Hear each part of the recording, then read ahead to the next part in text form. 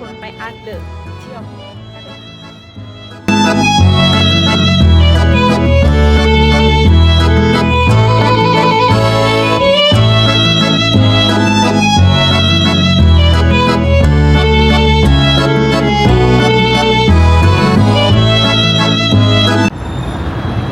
อยู่ใส่ก่อน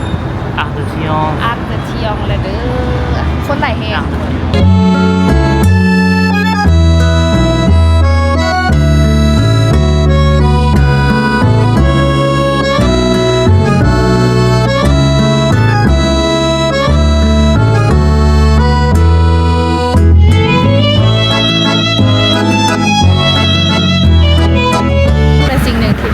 ต้องระวังเนาะคือแบบแฟนน้อยบอกว่าโจรเนาะ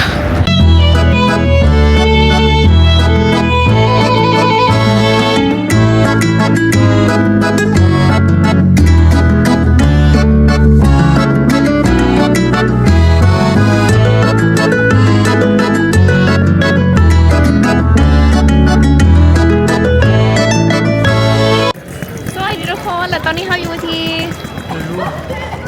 พิพิธภัณฑ์ลูฟนะทุกคนคือตอนนี้คนหลายและด้านหลังของเราก็คือเป็นพีระมิดสามเหลี่ยมแบบนี้เลยเนาะ